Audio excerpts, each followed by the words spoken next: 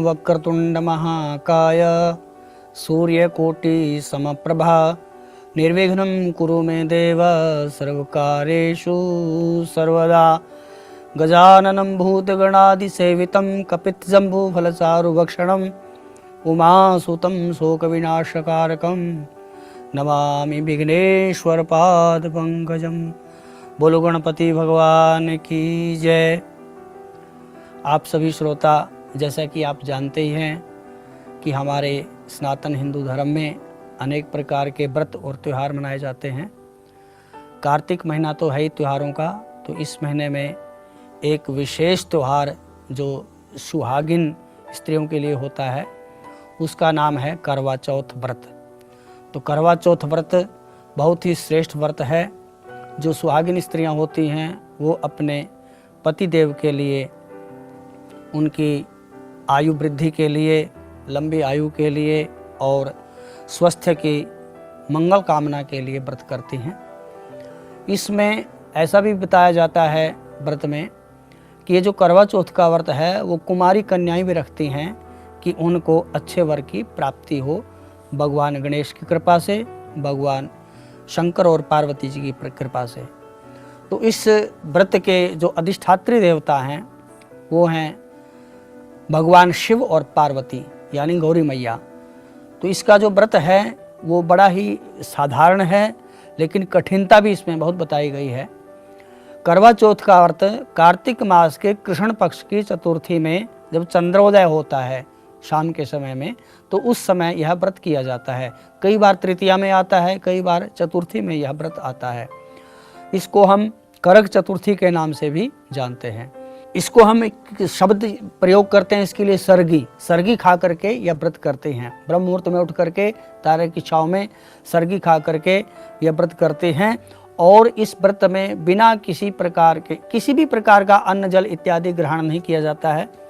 शाम को इसमें गणेश भगवान जी की, भगवती गौरी माता की, भगवान शंकर जी की पूजा करते हैं और अपने घर में सुख समृद्धि के लिए, पति की लंबी आयु के लिए, अनेक प्रकार की मनोकामनाओं की पूर्ति के लिए भगवती गौरी इत्यादि का पूजन करने के बाद शाम को जब चंद्रमा निकलता है तो चंद्रमा को अर्घ देने के बाद अपने बड़े बुजुर्गों को प्रणाम करने के बाद सभी स्त्रियां इस व्रत का पालन करती हैं, अर्थात फिर भोजन करती हैं। सारे दिन बड़े ही भाव के साथ वो भगवान का भजन ध्यान करती हैं और घर में सुख समृद्धि के लिए भगवान के चरणों में कामना करती हैं। इस व्रत की महिमा को बताने के लिए हमारे एक कथा प्रचलित है जिसमें भगवान श्री कृष्ण द्रौपदी को ये कथा सुनाते हैं।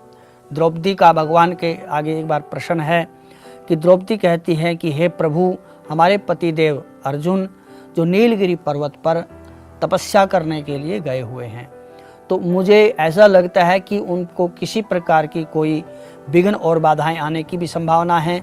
तो उनकी तपस्या में किसी प्रकार की कोई विघ्न ना आए, किसी प्रकार की बाधा ना आए, उनकी तपस्या पूर्ण हो जाए और हमें अपना खोया हुआ राज्य प्राप्त हो जाए।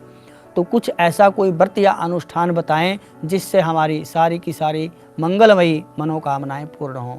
तो भगवान श्री कृष्ण कहते हैं कि हे देवी, यदि तुम अपना खोया हुआ राज्य प्राप्त करना चाहती हो, अपने पति देव की सुख और समृद्धि चाहती हो, अपनी हर प्रकार की मंगलमयी मनोकामना को पूर्ण करना चाहती हो, तो तुम्हें करवा चौथ का व्रत करना चाहिए। करवा चौथ के व्रत की महिमा में भगवान बताते हैं कि देवी, करवा चौथ का व्रत करने से स्त्रियां, जो सुहागिन स्त्रियां होती हैं, उनके पतिदेव की लंबी आयु होती है, उनकी मनोकामनाएं पूर्ण होती हैं, सब प्रकार की सुख और समृद्धि घर में आ जाती हैं, उन्हें किसी प्रकार का दुख संकट नहीं उठाना पड़ता। तो भगवान श्री कृष्ण उस समय द्रौपदी ने जब प्रश्न किया है तो द्रौपदी का प्रश्न का उत्तर देते हुए एक कथा सुनाते हैं कि सुनो, मैं तुम्हें एक कथा सुनाता हूँ। भगवान कहते हैं कि हे देवी, प्राचीन काल की बात है कि इंद्रप्रस्थ नगरी में, इंद्रप्रस्थ यानी जिसको हम आज के समय में दिल्ली बोलते हैं, इंद्रप्रस्थ नगरी में एक वेद शर्मा नाम का ब्राह्मण रहता था, बहुत ही विद्वान था। उसके 7 बेटे थे, 7 बहुएं थी 7, और उनकी एक बेटी थी जिसका नाम बताया गया है वीरावती। तो वीरावती उनकी बड़ी ही सुंदर बेटी थी। उससे सभी भाई और उनके पिताजी सब प्रेम करते थे। तो करवा चौथ का जब व्रत आया तो सारी की सारी बहुओं ने, सातों बहुओं ने करवा चौथ का व्रत किया और साथ में वीरमती ने भी इस व्रत का पालन किया। तो इस व्रत में उसका वीरामती का जो व्रत है वो पहला व्रत था। तो इसको इस व्रत के पालन करने में यानी व्रत रखने में काफी कठिनाई हुई। समय बीतता गया, उसको भूख प्यास सताती गई, उसको लगा कि मुझे बहुत कठिनता हो रही है। कभी भाइयों को बोलती है, कभी भाभी को बोलती है। तो भगवान श्री कृष्ण कहते हैं कि जैसे जैसे सायंकालीन वेला होती गई, हे द्रौपदी, उसको इस व्रत में बहुत कठिनता होने लगी और इतनी कठिनता के कारण उसके शरीर के होश जाने लगे, वो बेहोश होने लगी। तो उसके भाइयों ने, जो उससे बहुत प्रेम करते थे, अपनी बहन से बहुत ममता थी उसमें, तो उनको ऐसा लगा कि यदि हमारी बहन को कुछ खाने के लिए नहीं मिला तो हो सकता है इसकी मृत्यु हो जाए।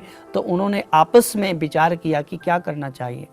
तो उन्होंने विचार करके यह निर्णय लिया कि हम अपनी बहन को एक नकली चंद्रमा बना करके उसका दर्शन करवा देते हैं।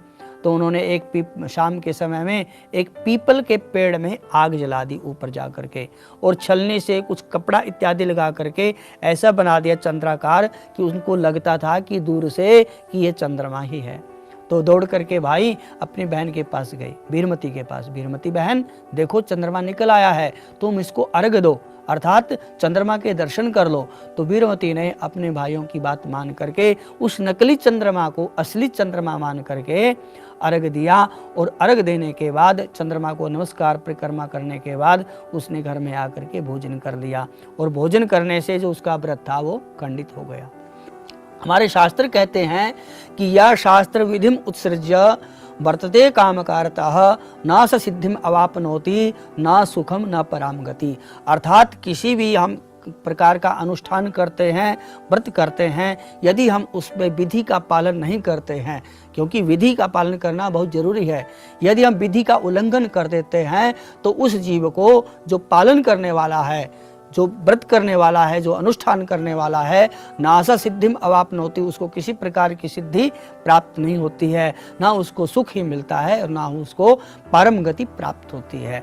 तो विधि का पालन जरूरी है। तो विधि का उल्लंघन हो गया वीरमती से, अर्थात उसने नकली चंद्रमा को असली चंद्रमा मान करके अर्घ दे दिया, और उसका व्रत जो था वो खंडित हो गया। व्रत खंडित होने से उसके पतिदेव बीमार हो गए। कहीं कहीं कथाओं में ऐसा आता है कि उसके पतिदेव की मृत्यु हो गई।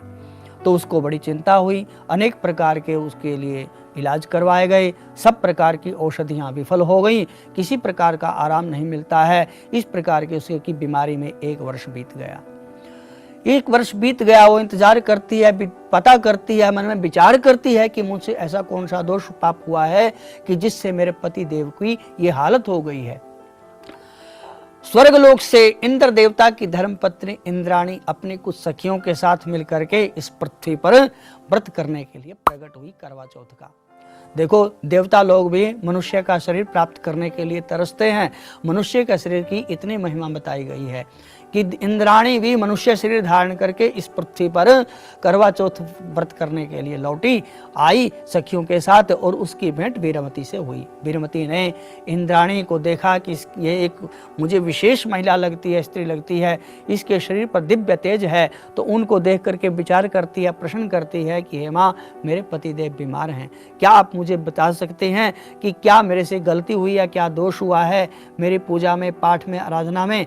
तो इंद्राणी जो एक साधारण महिला बन करके आई है, वो कहती है कि वीरमती, तूने जो व्रत किया था करवा चौथ का वो खंडित हो गया है। बेटी, तूने विधि का पालन नहीं किया है, इसलिए तुम मेरे साथ मिलकर के व्रत को कर।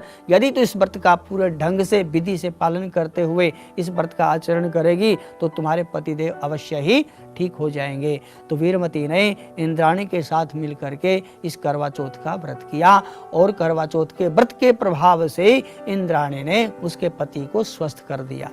तो भगवान श्री कृष्ण द्रौपदी को कहते हैं कि हे द्रौपदी, यदि तू अपने पति देव की लंबी आयु चाहती हो, सब प्रकार की मंगलमयी मनोकामना आपकी पूर्ण हो, ऐसा चाहती हो, हमारा खोया हुआ राज्य भी हमें प्राप्त हो जाए, ऐसा चाहती हो, तो तुम्हें अवश्य ही करवा चौथ का व्रत करना चाहिए। तो भगवती पार्वती शंकर भगवान से भी यही प्रश्न करते हैं, यानी शंकर भगवान भी पार्वती को ये कथा सुनाते हैं, करवा चौथ की महिमा सुनाते हैं, और भगवान श्री कृष्ण द्रौपदी को कथा सुनाते हैं। तो द्रौपदी ने भगवान के कथनानुसार इस करवा चौथ का व्रत किया, और करवा चौथ के व्रत के प्रभाव से उनके जो पति देव अर्जुन नीलगिरी पर्वत पर तप करने के लिए गए थे, तप करके लौटे, भगवान शंकर के उनको दर्शन हुए, भगवान शंकर ने उनको पाशुपत अस्त्र इत्यादि अपने उनको अर्जुन को दिए। अर्जुन लौटा तो आकर के फिर उन्होंने महाभारत का युद्ध लड़ा, और उस महाभारत के युद्ध में पांडवों की विजय हुई। तो भगवान श्री कृष्ण ने द्रौपदी को ये महिमा बताई है, और द्रौपदी ने इस व्रत को किया है। तो इस प्रकार से भगवान शंकर पार्वती को बताते हैं कि पार्वती, इस प्रकार से कोई भी व्यक्ति, कोई भी महिला इस व्रत को करती है, अपने यहाँ पर प्रत्येक व्रत अनुष्ठान इत्यादि करने का सबको अधिकार नहीं है। करवा चौथ का व्रत है वो केवल महिलाएं ही कर सकती हैं। वो अब जैसे हम आजकल देखते हैं कि पुरुष लोग करने लग गए, हम सुनते हैं, लेकिन ऐसा नहीं करना चाहिए, क्योंकि जो विधि है शास्त्र की उसके अनुसार ही व्यक्ति को काम करना चाहिए। जैसे अपने यहाँ पर एक पयोव्रत आया है, पयोव्रत भी केवल महिलाएं ही कर सकती हैं, और वो भी विवाहित स्त्रियां कर सकती हैं। तो अनेक प्रकार के शास्त्रों के अनुसार जो जो विधि बताया गया उसके अनुसार उनका पालन करना चाहिए। तो द्रौपदी ने भगवान श्री कृष्ण के कथनानुसार इस व्रत को किया, और उनका खोया हुआ राज्य भी उनको प्राप्त हुआ है। भगवान शंकर ने पार्वती माता को इस व्रत की महिमा बताई है। तो हम सब लोग भी इस करवा चौथ की महिमा को श्रवण कर रहे हैं, तो इसको सुन करके हमें अपने व्रत का पालन करना चाहिए। विधि पूर्वक इस व्रत का पालन करेंगे तो हमें अवश्य ही लाभ प्राप्त होगा। करवा चौथ का व्रत बड़ा ही उत्तम व्रत बताया गया है, विशेष करके जो स्त्रियां अपने पति की आयु लंबी हो इस भाव से करती हैं, घर में सुख समृद्धि रहे। भगवान गणेश जी का पूजन करती हैं, चंद्रमा को अर्घ्य देती हैं, भगवती गौरी मैया की आराधना करती हैं। हमारे यहाँ पर कुमारी कन्याएं होती हैं, विवाह से पहले भी गौरी पूजन करती हैं, विवाह के बाद भी गौरी पूजन करती हैं। तो इस प्रकार से यदि करवा चौथ के दिन इन सब का पूजन किया जाए, चंद्रमा का पूजन किया जाए, गणेश भगवान का पूजन करते हैं, तो ये सब प्रकार के पूजन अनुष्ठान से हमारा व्रत पूर्ण होता है। और चंद्रमा को अर्घ देने के बाद महिलाएं अपने पति देव को दर्शन करते हुए, बड़े और बुजुर्गों को प्रणाम करते हुए इस व्रत का पालन करते हैं, तो भगवान उनकी मनोकामना को अवश्य ही पूर्ण करते हैं। तो इस प्रकार से जो भी विवाहित स्त्रियां हैं, तो कुमारी कन्याएं इस व्रत का पालन करती हैं, करवा चौथ के व्रत का, तो भगवान श्री गणेश, भगवती पार्वती उनको अवश्य ही उनकी मनोकामना को पूर्ण करते हैं, और उनके घर में सुख समृद्धि प्रदान करते हैं। बोल शंकर भगवान की जय, पार्वती माता की जय, गणेश भगवान की जय।